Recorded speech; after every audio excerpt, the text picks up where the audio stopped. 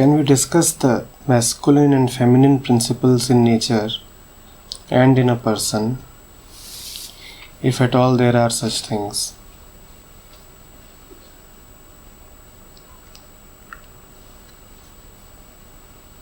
You have put in this caveat, if at all there are such things. If there are. The question of isness. What is?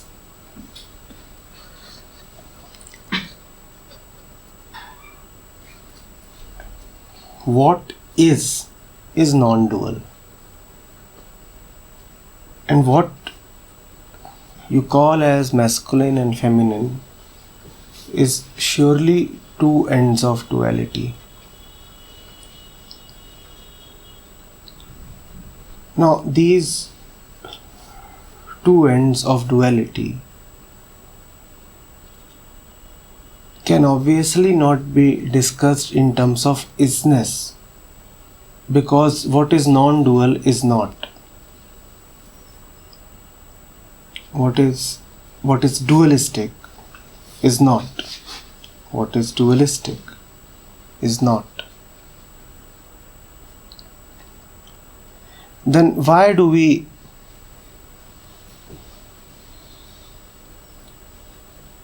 talk of yin and yang, Purush and Prakriti, the masculine and the feminine, so much?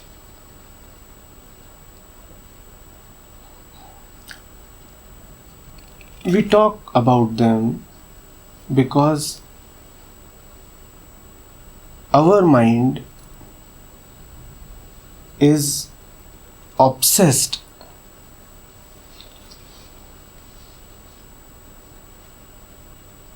with gender, with sex, with women, with men. All dualities are the same. In fact, there is only one duality, called duality. The two ends of that duality can be given any name. Those two ends can be called as black and white, solid and gaseous, man and woman, coming and going, rising and falling.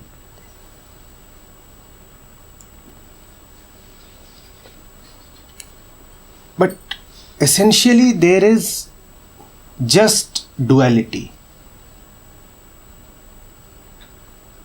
There is the dual and there is the non-dual. Where there is duality, there is an infinitude of words. And words mean small things.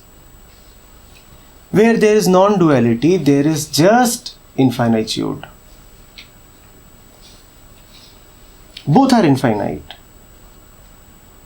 The dualistic world is also infinite.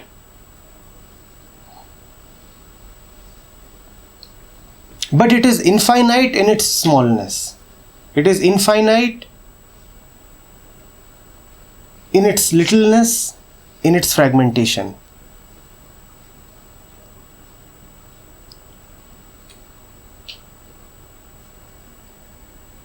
And the non-dual world is just infinite.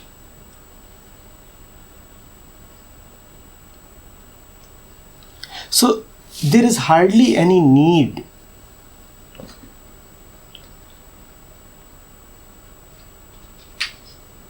to give special attention or special importance to the so-called masculine and feminine, because neither the masculine really exists nor the feminine really exists.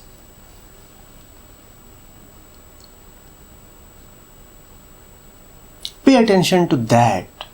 which is beyond masculinity and femininity.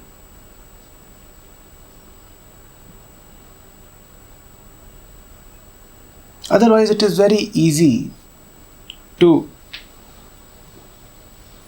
remain in the trap of that which is likable and dislikable.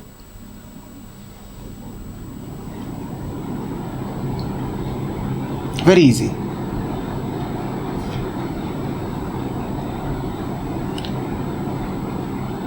I am a man,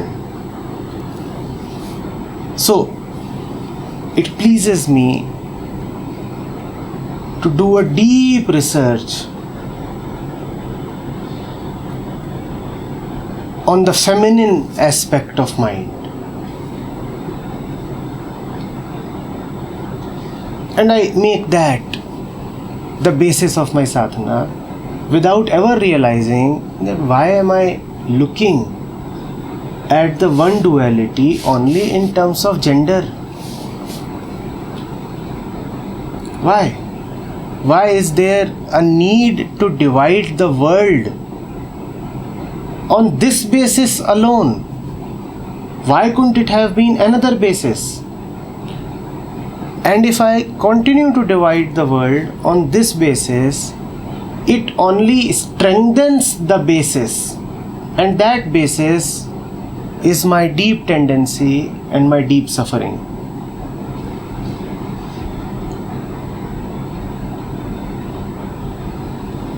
I repeat, that basis is technically not wrong. You can divide the whole dualistic world on the basis of gender. You can do that. And that would be all right. You can say that the door is masculine and the window is feminine, and you are right. And that they always coexist. You are right. There can be no window sans a wall. So these are the masculine and the feminine, and every wall will have an ending somewhere. Every wall will have a point beyond which the wall does not exist, and one can have a look at the sky. So you are right. Technically you are right that there is a duality here. But why give that duality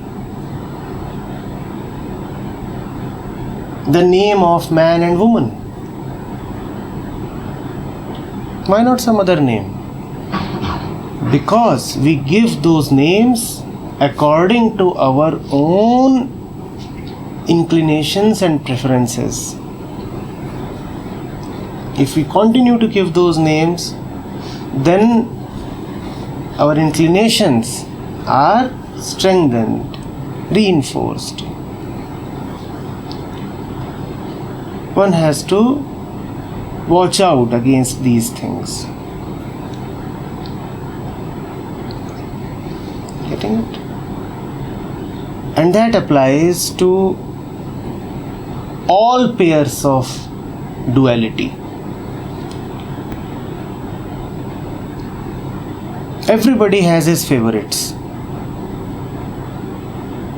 And whatever is a favorite to you is an indication towards the tendency of your mind.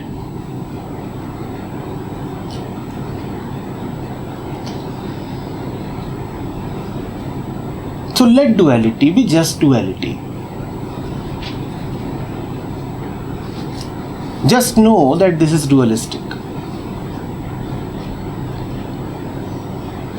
Giving names to the two ends is like making those two ends specific and personality dependent. Now you will be attached to one of the two ends and you will be repulsed by the other end. Just say this is dualistic. There is no need to decorate it. There is no need to make it colorful. Enough to know that it is dualistic.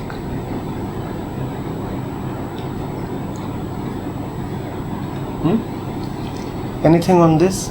So, but why there is why dualistic? Why? So you are asking this question, and you also want to know the answer. This is duality. Are you one or two? One. Then how can one part of you ask a question and the other part of you understand the answer? But that seems to be happening. Hence, all that which we call as real is just dualistic. The one reality that you are, even that has been split into two. You say, I will ask the question and then I will comprehend the answer. What have you done? You have made two parts of yourself.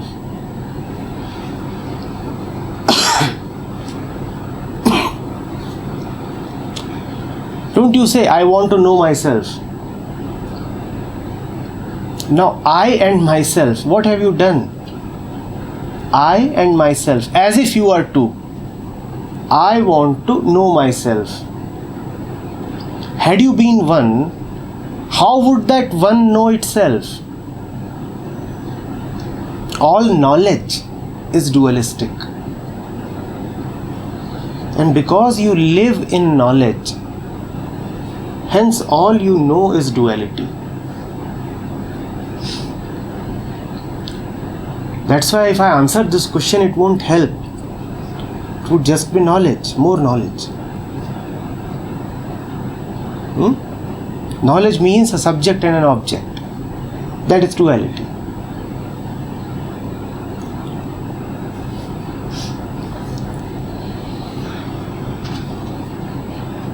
Sir, you have talked in previous video that we all look for permanency. So permanency's other end is impermanent. So when you say permanency, is it different from, does it stand apart from duality, or am I taking it wrong? The permanency that we usually talk of is just a very long stretch in time. It does not indicate eternity. It does not indicate something beyond time. It begins. It begins, and whatever begins is bound to come to an end. For example, in the various forms that you fill, you write my permanent address. Now you may say permanent, but that only means that it will not end within 2 weeks or 2 months. That does not mean that it will stand till the end of time. History is marked by 1,000 permanent settlements between nations, which all do not exist anymore. And what did you call it? A permanent settlement. So when you say permanent, deep within you know it only means that I am delaying the inevitable. It does not mean that I am crossing over beyond the frontier of time.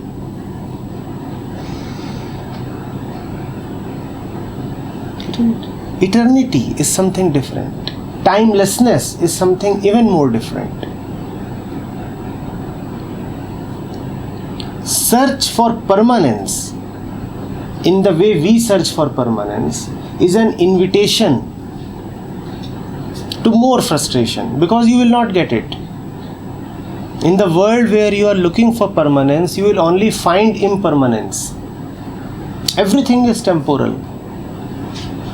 Where will you find anything that time is not going to destroy?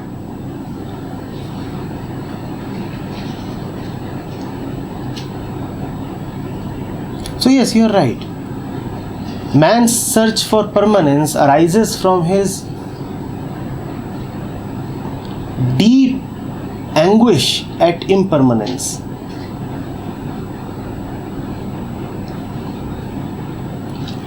Spirituality does not give you anything permanent. It gives you something which is beyond the dimension of time. And there you don't have permanence. You don't have impermanence either.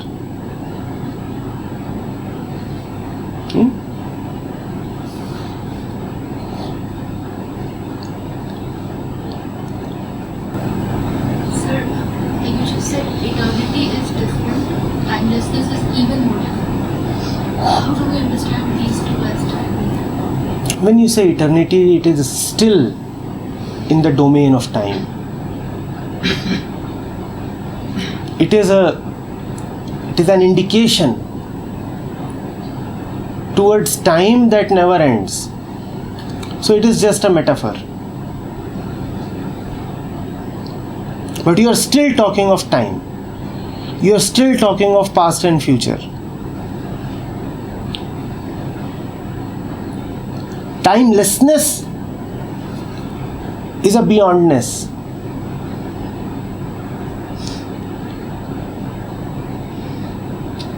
The now is timeless. And when the now is used to indicate timelessness, then we call it the present. When the now is a part of stream of time, then it is just related to the past and future. Usually, we do not use now for timelessness. We use now to indicate a particular moment in time. If I say now, you would interpret it to mean 11 a.m. In essence, now is present, which is timeless. But that is not the colloquial use of now.